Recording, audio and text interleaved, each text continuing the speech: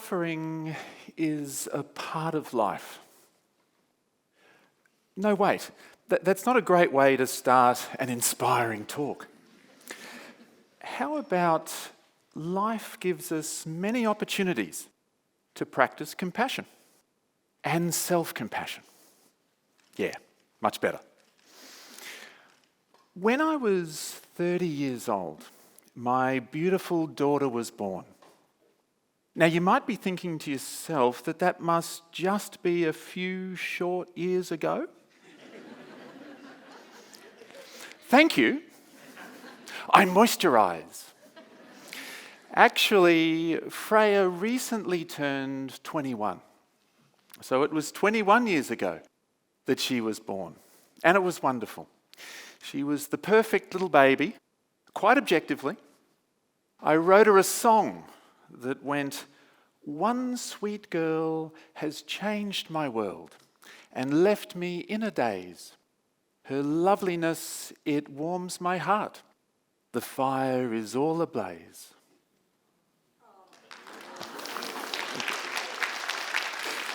Thank you. What happened next hit us all very hard. When Freya was just 8 months old, she had an acute and terrifying medical emergency. She'd been having some trouble with her tummy, but at 8 months, her tummy shut down and she was raced to hospital. Before we knew it, she was in the operating theatre. Her gut simply wasn't working, they said.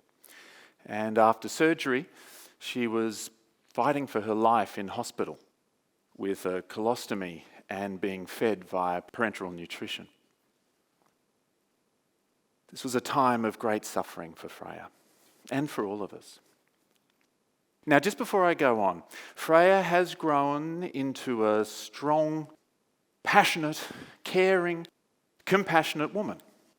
She's really thriving these days, although she does still have to manage many of those same medical challenges. But back in those early days, her life was in the balance. She was suffering, physically and emotionally.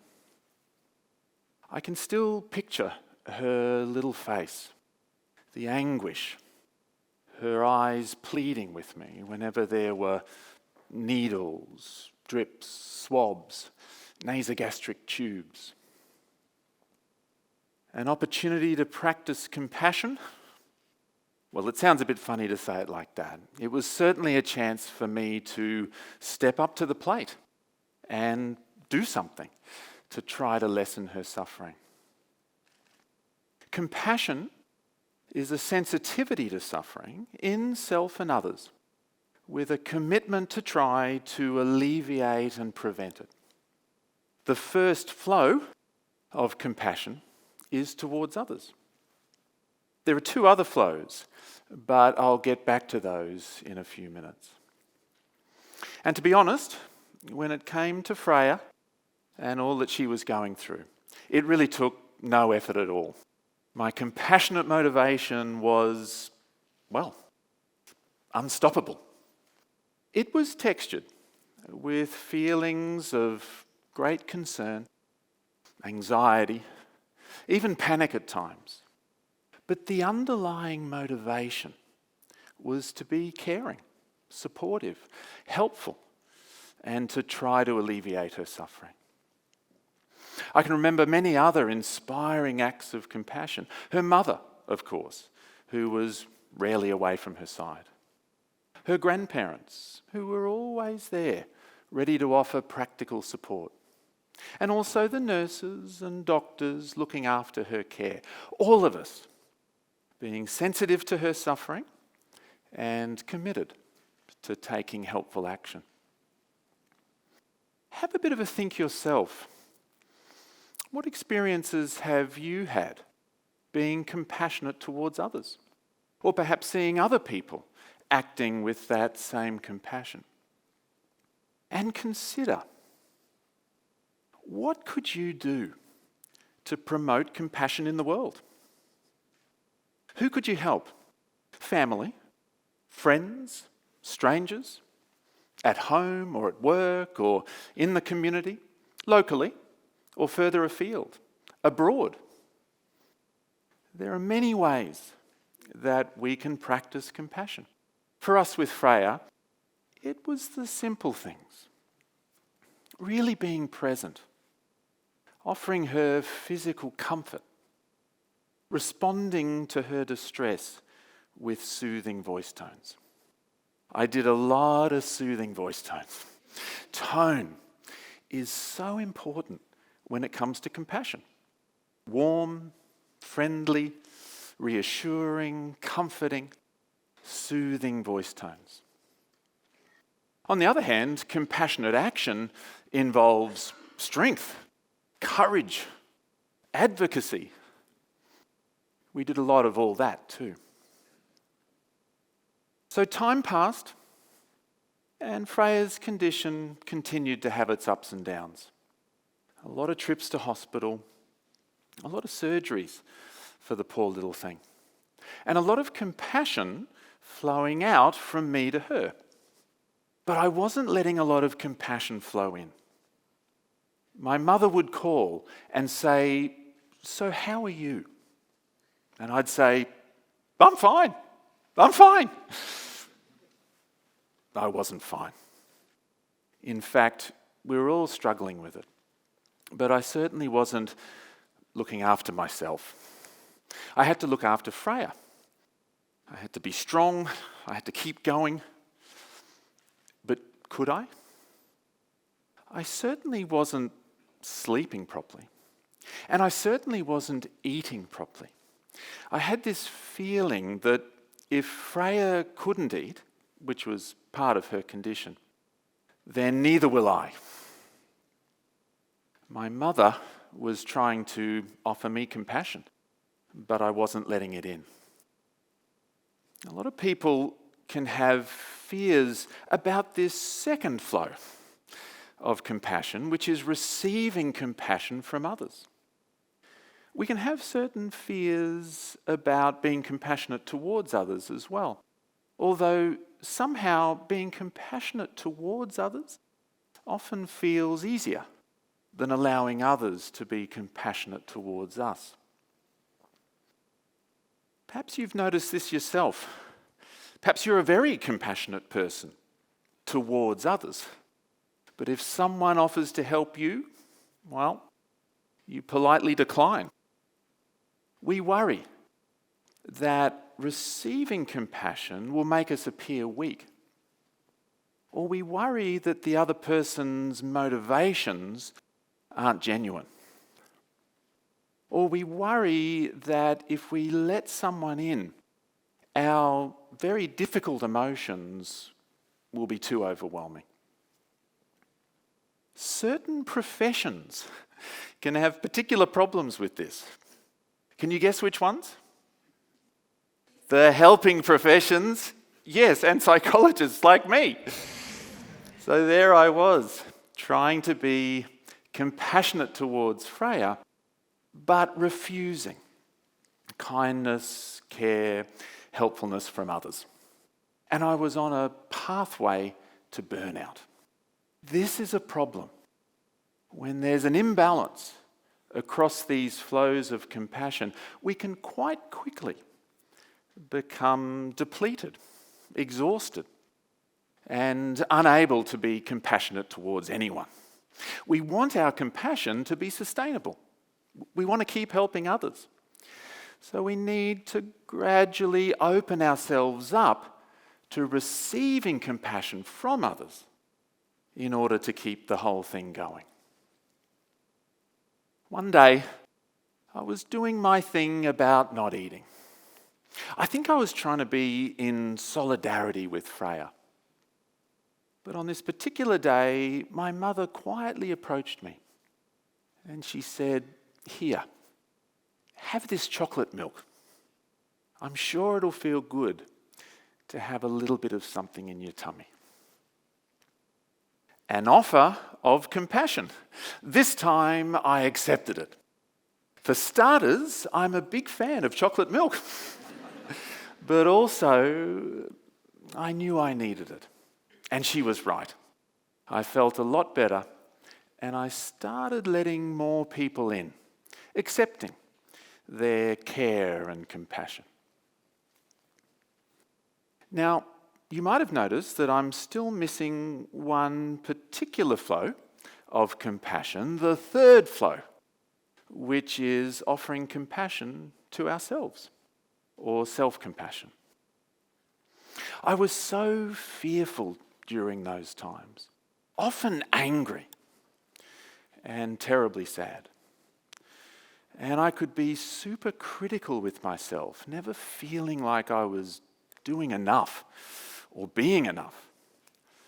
Self-compassion was a big one, but it took me several years before I could finally begin to be more compassionate towards myself. There were 3 reasons that I was fearful of self-compassion. The first, I felt like I needed to be compassionate towards others, and I didn't deserve my own compassion. This is a common one. A lot of people feel like they don't deserve their own compassion, and they worry that self-compassion is too much like self-pity. Perhaps they were raised to have a stiff upper lip, or to not cry over spilt milk, or maybe they were told, "I'll give you something to really cry about." Our experiences shape us and can result in some very difficult blocks to self-compassion. The second reason that I was fearful of self-compassion was I was a little bit too attached to all that self-criticism. We feel like self-criticism will motivate us and help us achieve, and self-compassion will make us self-indulgent or lazy. It's quite the opposite, of course. Self-compassion is associated with greater motivation. But that was definitely one of my big fears early on. And the third reason, I was very concerned that if I started to compassionately approach those parts of myself that were suffering, then I would experience too much distress, too much grief, and it would all just be too much. Better, I thought, to not even go there. We can often have fears of this kind of emotional backdraft. You know when there's a fire and you're meant to touch the door to see if it's hot? If you open the door, the oxygen goes flooding in and the flames come rushing out at you. Self-compassion can feel a bit like that because we're opening the door to our own suffering, and that can hurt. Although it does give us a chance to try to work out how to alleviate that suffering. Nevertheless, self-compassion was the most difficult flow for me. A lot of fears and blocks that got in my way. And it wasn't until 2014, when I went on some retreats and some workshops, that I finally began to make sense out of how to be compassionate towards myself. How to validate my emotional experience of things, my suffering. How to reassure myself that things will change, things will pass. How to affirm myself, my strengths and positive qualities. And how to encourage myself to work out what I really need right now. What would be most helpful for me? What could I do that would be in the service of my own health and well-being? What would that be like for you if you could really connect with self-compassion? Validating, reassuring, affirming, encouraging yourself. The approach that I've studied and researched is compassion-focused therapy, developed by Professor Paul Gilbert. And there's a lot of evidence now that we can help people cultivate compassion across those 3 flows, as well as help reduce their fears of compassion. Here at the University of Queensland School of Psychology Compassionate Mind Research Group, we've conducted several studies testing compassion-focused therapy with various people in various life situations. And we've found that this approach can be helpful for those struggling with body and weight-related shame, veterans with post-traumatic stress disorder, and people recovering from the traumatic effects of childhood abuse. Compassion is a powerful aid to psychological well-being. Cultivating compassion and self-compassion can help reduce self-criticism and shame, post-traumatic stress symptoms, depression and anxiety, as well as promote flourishing. Which brings me back to my most important teacher of compassion, my daughter Freya. She showed me what it's like to feel truly and deeply moved, to be compassionate towards another person.